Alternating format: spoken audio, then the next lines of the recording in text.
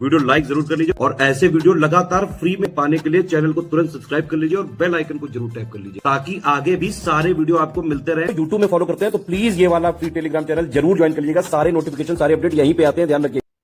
आप सभी साथियों का बहुत बहुत स्वागत है। और कल नोटिफिकेशन आ चुका है यूपी ट्रिपल एससी का 2026 में जितने भी एग्जाम बचे हुए हैं उनका कैलेंडर जारी कर दिया गया है और बहुप्रतीक्षित लोअर वैकेंसी के लिए जो मुख्य परीक्षा होनी है उसकी डेट भी क्लियर कर दी गई है। 23/8/2026 को यह आपका पेपर 10 बजे से 12 बजे तक प्रस्तावित है। तो अब मेरे हिसाब से कोई बहाना बचा नहीं है आपके लिए तैयारी को डिले करने के लिए। हाँ, कुछ लोगों के पास अभी भी ये जो एक्सक्यूज होगा कि जब शॉर्ट लिस्टिंग आएगी और वो लोग एलिजिबल होंगे तभी वो पढ़ना शुरू करेंगे। उनकी बात मैं नहीं कर रहा हूँ। जिनका अच्छा खासा स्कोर है और जो लंबे समय से लोअर के लिए लगे हुए हैं, मैं आपको बता दूं 80 दिवस शेष हैं। कुछ गलतियों को मत करिएगा यहाँ पर। और आगे की 80 दिवस की स्ट्रैटेजी हमारे पेड ग्रुप के छात्रों के लिए क्या हो सकती है, मैं वो डिस्कस करने जा रहा हूँ। चूंकि वैकेंसी 3-4 वर्ष में 5 वर्ष में एक बार आती है। अगर आपने इस बार वैकेंसी को मिस कर दिया तो हो सकता है कभी भी आपको इसका मौका ना मिले। ओवर एज हो जाएंगे, बहुत सारी अन्य चीजें होती हैं, पीटी को ना दें अगली बार। तो इसको अच्छे से समझ लीजिए। जो लोग भी एलिजिबल हैं, शॉर्ट लिस्टिंग में नाम आएगा तो आपके पास एक स्वर्णिम अवसर है एक अच्छी खासी नौकरी उत्तर प्रदेश में पाने का। जब कभी भी तैयारी में कुछ कठिनाई महसूस हो, कुछ मुश्किलात महसूस हो, आप थोड़ा सा पोस्ट के बारे में सोच करके मोटिवेशन ले सकते हैं। एक्सटर्नल मोटिवेशन कभी भी वर्क करता नहीं है। मैं यहाँ पर पिन पॉइंट स्ट्रैटेजी की बात करता हूँ कि 80 दिवस में क्या करना चाहिए, क्या चीजें नहीं करनी चाहिए, किन चीजों से बचना है आपको। और स्टडी फॉर सिविल सर्विस के पेड ग्रुप में अगर आप हैं तो किन चीजों पर ज्यादा फोकस आपको करना है, इसके बारे में बात करना हम लोग शुरू करते हैं। देखिए 80 दिवस बाकी और आपका लक्ष्य कट ऑफ है। एक ही पेपर होना है 10 से 12 बजे और वो 100 अंकों का होगा। उसमें जो भी फाइनल मेरिट बनेगी उसी के आधार पर आपको पोस्ट वाइज कैटेगरी वाइज आपको मिलने वाली है अपनी जो है पोस्ट। ठीक है, फॉर्म वगैरह फिलअप कर लिया होगा। कुछ लोग पोस्ट प्रेफरेंस वगैरह के लिए देख रहे थे, आप पुराने अधिकारियों की बात वगैरह सुन सकते हैं। इसको जल्दी कर लीजिएगा, इस काम में बहुत समय नहीं लीजिएगा मेरे हिसाब से। सभी पोस्ट अच्छी हैं। अल्टीमेट जब आप फॉर्म भरते हैं तो तरह तरीके के मन में विचार आते हैं कि पहले इसको रखें या उसको रखें, लेकिन जब रिजल्ट का इंतजार करते हैं तो एक छात्र के मन में यही होता है कि कुछ भी मिल जाए, कोई भी वैकेंसी पर मेरा नाम आ जाए फाइनल लिस्ट में। ठीक है, तो मेरा ये कहना है कि पोस्ट प्रेफरेंस वगैरह में बहुत टाइम वेस्ट नहीं करना है, तैयारी पर ध्यान केंद्रित करिए। 100 मार्क्स का पेपर आपकी जिंदगी को एक नई दिशा दे सकता है। आप पीईटी दे करके आए, कठिन पीईटी था, उसमें अच्छे मार्क्स लेकर के शॉर्टलिस्ट हुए अगर, तो मतलब ये समझिए कि आपने बड़ी बाधा पार कर ली है। अब अगली अंतिम बाधा है ये मुख्य परीक्षा। आपको इसमें कट ऑफ पार करना है। तो लोग अपना post wise category wise cut off clear करेंगे, उनको उनकी पोस्ट लोअर में मिल जाने वाली है, ये स्पष्ट है। तो कट ऑफ निकालना होगा और कट ऑफ कितना होगा अभी हमें नहीं पता है। लेखपाल के पेपर को देखने के बाद और भी संशय है कि शुरुआत से कुछ भी हम मंतव्य लेकर के नहीं चल सकते हैं। पेपर जब तक खुलेगा नहीं, आप क्वेश्चन पेपर देखोगे नहीं अपनी डेस्क पे, तब ओएमआर भर नहीं चुके होगे, तब तक आपको स्कोर का कुछ अंदाजा नहीं लगने वाला है। पेपर का लेवल कैसा है, कैसे क्वेश्चन आए हैं, लेखपाल से सरल है कि कठिन है, लेंदी पेपर है, टफ है, मॉडरेट है, कैसे सवाल पूछे गए हैं, एक सवाल में एक ही तथ्य पूछा है, कंसेप्ट पूछा है, या फिर एक सवाल में कई तथ्य पूछने का प्रयास किया है। यूपी ट्रिपल एससी ने आपको पेपर के दिन ही 23 अगस्त को पता चलने वाला है 2026 में। रणनीति शुरू में क्या हो सकती है, रणनीति हो सकती है तैयारी की। जो आपको सिलेबस लिख करके दिया है, भाग 1 में, भाग 2 में आपका कंप्यूटर और सूचना प्रौद्योगिकी है और समसामयिक प्रौद्योगिकी का विकास नवाचार है, 15 मार्क्स 15 क्वेश्चन। और बाकी ये जो नया टॉपिक जुड़ा है आपदा प्रबंधन, इस पर तो खास फोकस लोग कर ही रहे हैं, अवेयर हैं इस बारे में कि जो नया टॉपिक है उस पर अच्छे से हमको ध्यान केंद्रित करना है, क्योंकि 10 सवाल आएंगे 10 मार्क्स के इसमें। और लेखपाल में भी आया था, कई सारे लोग नहीं अच्छा उसमें स्कोर कर पाए। आप वो पुरानी चीजें छोड़ दीजिए। सबसे पहले तो जो लोग लेखपाल भी दिए हैं और लोअर के लिए भी शॉर्ट लिस्ट हुए हैं, आप पुरानी चीजों को छोड़ने की कोशिश करिए। वो जो आप दिए एग्जाम, वो आपकी इस बार वाली मुख्य परीक्षा को प्रभावित नहीं करना चाहिए। किसी भी समय, तैयारी के समय, पेपर अटेम्प्ट करते समय पुरानी चीज भूल जाइए। लेखपाल वाली चीज मैं तो कहता हूं कि आप निश्चित तौर पर भुला दीजिए और लोअर पर फोकस करिए इसमें। ठीक है, लोअर पीसेस पर एक फ्रेश एग्जाम के तरीके इसको देखिए। ये टफ हो सकता है, काफी चांसेस है, पोस्ट में भी अंतर है और लोअर पीसीएस के पेपर हमेशा लेखपाल से टफ होते रहे पास्ट में भी, जब भी सिलेबस नहीं भी था। तो आप एक कठिन पेपर के लिए तैयारी करिए। यहाँ पे 80 दिवस हैं, कठिन प्रश्नों की भी तैयारी हो सकती है। हम पेड क्विज में इसी वजह से तरह तरीके के प्रश्न करा रहे हैं, सरल भी करा रहे हैं, कठिन भी करा रहे हैं। ऐसा नहीं है कि पीसीएस स्तर का पेपर आ जाएगा, ऐसा कभी नहीं होगा। पेपर फैक्चुअल ही रहेगा, लेंदी हो सकता है, एक सवाल में कई तथ्य पूछने का प्रयास जो है यूपी ट्रिपल एससी करेगा। ऐसा हमेशा कई बार देखने को मिला है। लोअर पीसीएस का आप 2019 वाला पेपर भी देख सकते हैं, जब प्री और मेंस अलग अलग होता था, तो उसमें तथ्यात्मक ही रहा था, लेकिन एक ही कह सकते हैं प्रश्न में कई तथ्य पूछने का प्रयास किया जाता है, हिंदी में और भी अन्य विषयों में भी। तो आपको कुछ बातों का इसमें ध्यान रखना है। इन दोनों पर खासा ध्यान केंद्रित करिएगा, क्योंकि जब से ये दोनों विषय इंट्रोड्यूस हुए हैं, कंप्यूटर और जो ये विज्ञान प्रौद्योगिकी वाला, कंपोनेंट ज्यादातर में होता ही है। विज्ञान प्रौद्योगिकी, आपदा प्रबंधन आपके लोअर में है। विज्ञान प्रौद्योगिकी और कंप्यूटर नवाचार ज्यादातर मुख्य परीक्षाओं में इस बार यूपी ट्रिपल एसएससी ने रखा था 2026 में, तो इसमें कई लोग कम स्कोर कर पाते हैं।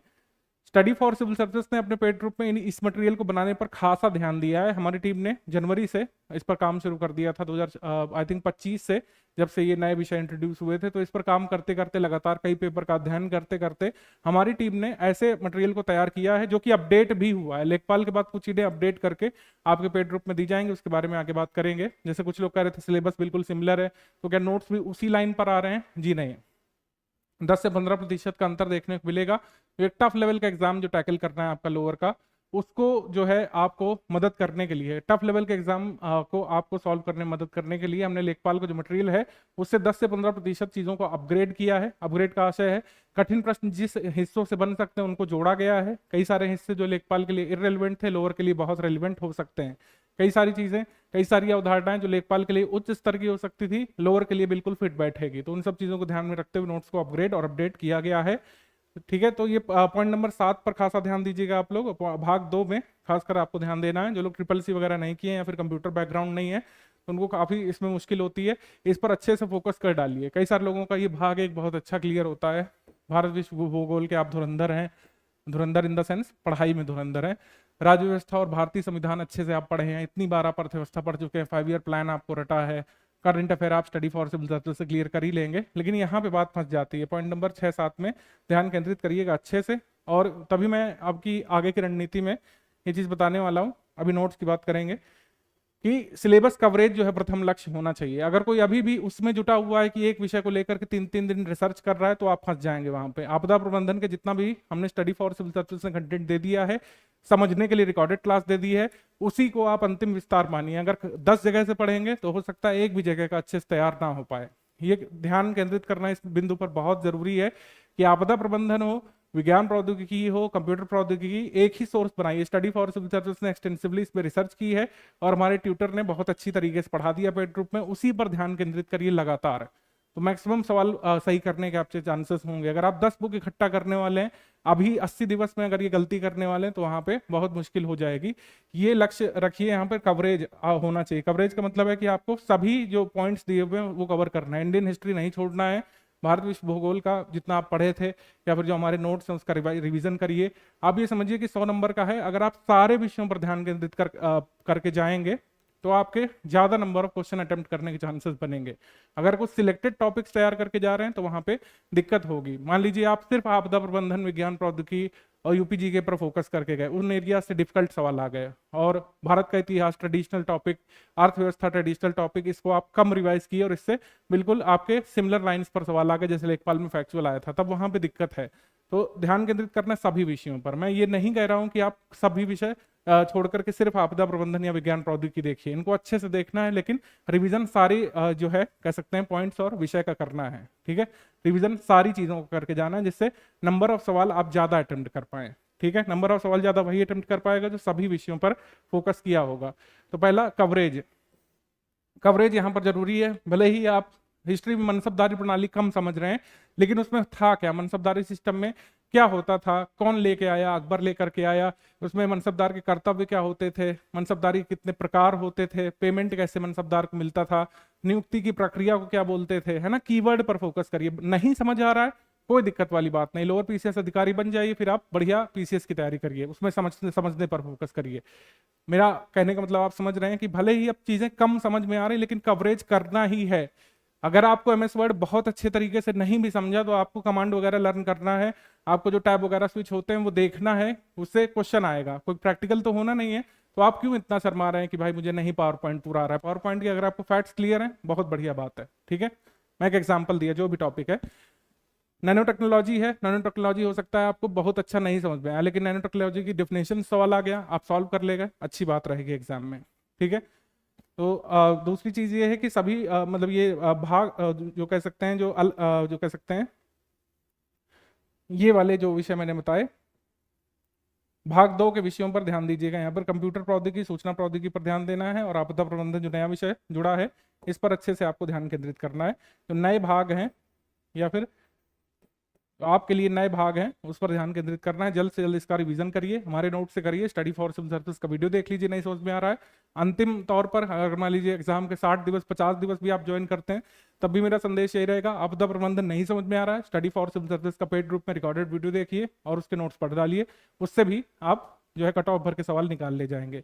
भाग 2 के वीडियोस देखें, एक बार अवश्य देखें। कंप्यूटर प्रौद्योगिकी देखिएगा, क्योंकि कई सारे लोगों का, जैसे लेखपाल में हमारे पास फीडबैक आया था कि सर हम अच्छा नहीं कर पाए, तो आप देखे ही नहीं वीडियो, आप सिर्फ पीडीएफ पर रिलाई करके गए, है ना। पीडीएफ से कई बार आप नहीं समझ पाए। अवधारणाओं पर आधारित प्रश्न कंप्यूटर में बनने की संभावना ज्यादा रहेगी, क्योंकि हमारे टीचर ने प्रैक्टिकल करके समझाया है पूरे एमएस पावर पॉइंट को।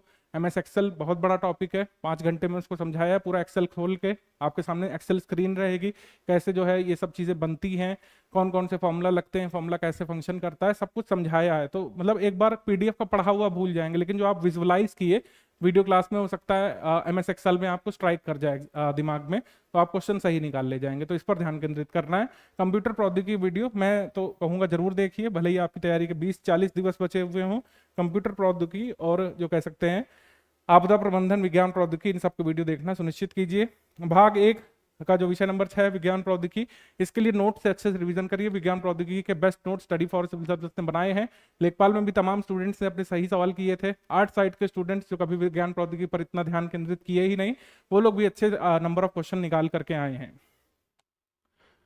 देखिए 8 से 9 घंटे अब निकालना ही होगा। जो सीरियस है, जो लोअर पीसीएस पोस्ट के लिए सीरियस है, वो ऐसा करेगा। अदरवाइज आप मेरी बात को नकार देंगे कि सर इतना नहीं चाहिए होता है। 100 नंबर का पेपर है, मैक्सिमम करना है। मैक्सिमम करने के लिए 8 से 9 घंटे यहाँ पर निकालना पड़ेगा। स्टडी फॉर सिविल सर्विस का मटेरियल ऐसा है, 8 से 9 घंटे में आराम से पूरा तैयार हो जाएगा। 1-2 बार लोग अच्छे से रिवाइज भी कर लेंगे। और जो हमारे प्रैक्टिस रिसोर्सेस हैं, पेड क्विज टेस्ट सीरीज, इस पर बहुत अच्छे से फोकस करिएगा। मैं फिर से आपको बता रहा हूँ कि लेखपाल वाली स्ट्रैटेजी थोड़ा सा अलग हटा दीजिए। लेखपाल के लिए मान लीजिए फैक्चुअल सवाल आए, कंसेप्चुअल अवधारणाओं से नहीं पूछा, ठीक है। आपके लेखपाल पेपर में इकोटोन नहीं पूछा, जो है पर्यावरण पारिस्थितिकी में जो है कह सकते हैं बड़े बड़े विषय छोड़ दिए। कीस्टोन स्पीसीज टर्म किसने दिया, ये सब चीजें पूछी। लेकिन जो आपका लोअर का पेपर है, उसमें हो सकता है अवधारणाओं पर आधारित सवाल हो, नेशनल पार्क, बायोस्फीयर रिजर्व, इन सब की अवधारणाओं पर हो सवाल, कैसे कैसे रेस्ट्रिक्शंस इसमें होते हैं, है ना। और जो है नंबर से एसोसिएटेड सवाल हो सकते हैं। लेटेस्ट नेशनल पार्क कौन सा है, लेटेस्ट बायोस्फीयर रिजर्व कौन सा है, बायोस्फीयर प्रोग्राम कब शुरू हुआ था, अवधारणाएं क्या क्या हैं, कौन कौन से अधिनियम वर्क करते हैं, कौन कौन से प्रोटोकॉल्स रहे एनवायरनमेंट में, ये सब नहीं पूछा वहां पे, लेकिन यहाँ पूछ सकते हैं, ठीक है। ऐसे ही आपदा प्रबंधन में कई सारे लोग बहुत सारी धाराएं रट के गए थे, बहुत कुछ नहीं पूछा उससे लेखपाल में, लेकिन इसमें आ सकता है। तो विषय वही है, लेकिन अप्रोच बिल्कुल अलग हो सकती है क्वेश्चन की, ये बात ध्यान में रखिएगा, ठीक है। और पेड क्विज टेस्ट सीरीज पर इसी वजह से ध्यान केंद्रित करना है, क्योंकि जैसे आपदा प्रबंधन है, तो हमने अपने नोट से खूब सारे सवाल इसमें टेस्ट सीरीज में बनाए हैं, पेड क्विज में बनाए हैं। उसको अच्छे से अध्ययन करिए, उसका अभ्यास करिए, वो आपको फैक्ट रिटेन करने में हेल्प करने वाला एग्जाम में।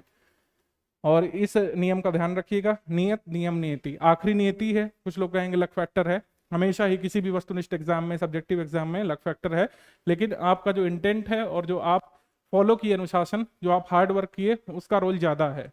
इसमें भी आप देखेंगे 3 टर्म है, नियत नियम नियति। तो नियत और नियम का महत्व हमेशा ही नियति से ज्यादा निकलेगा, मेरा ऐसा एक्सपीरियंस है। और इसी के साथ मैं आपको बता दूं कि स्टडी फॉर सिविल सर्विस जो है अपने पेड ग्रुप में नोट्स को प्रीपोन किया है। पहले हमारा टारगेट था कि हम इसको करीब अगस्त लास्ट तक खत्म करेंगे, लेकिन अब तो 23 अगस्त को पेपर ही है, तो ये सभी नोट्स आपको विषयवार जल्दी मिल जाएंगे आपके पेड ग्रुप में। उत्तर प्रदेश सामान्य ज्ञान सभी कंप्लीट नोट्स अपडेट करके 6 जून को मिल जाएगा, है ना। कंप्यूटर स्पेशल सामान्य ज्ञान 8 जून को मिल जाएगा। भारतीय राज्य व्यवस्था, भारतीय संविधान 10 जून को। पर्यावरण प्रौद्योगिकी, पारिस्थितिकी और आपदा प्रबंधन ये मिल जाएगा पॉइंट नंबर 4 12 जून को मिल जाएगा। विज्ञान प्रौद्योगिकी नोट्स 14 जून को मिल जाएंगे, सामान्य हिंदी 16 जून। इतिहास, राष्ट्रीय आंदोलन 17। डीआई का कंटेंट आपको मिल जाएगा 20 जून को। और करंट अफेयर की पापा पीडीएफ एग्जाम से 25 दिवस पहले मिल जाएगी। कुछ लोग करंट अफेयर के लिए जैसे पूछ रहे थे, तो मेरे हिसाब से सिर्फ मैगजीन पर फोकस करिएगा एग्जाम से 25 दिवस पहले, यानी कि करीब जो है हम आपको जुलाई में 25, 26 से 27 तारीख को दे देंगे, है ना। उस पर अच्छे से फोकस कर लीजिएगा, वही सफिशिएंट रहेगा करंट अफेयर।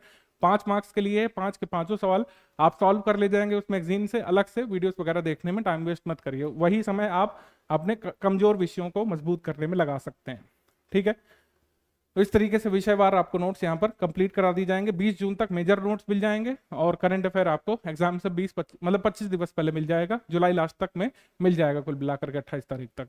तो इस तरीके से लोअर पीसीएस का ये हमारा कमिटमेंट था। आपका कमिटमेंट ये है कि जो भी मटेरियल दिया गया है और इसके साथ जो पेड क्विज चल रही है लगातार डेली बेसिस पर 40 सवाल करा रहे हैं, उसको करते जाइए। टेस्ट सीरीज को भी प्रीपोन किया है। आपके सभी टेस्ट जो है 23 जुलाई तक 25 जुलाई तक सारे टेस्ट हो चुके होंगे।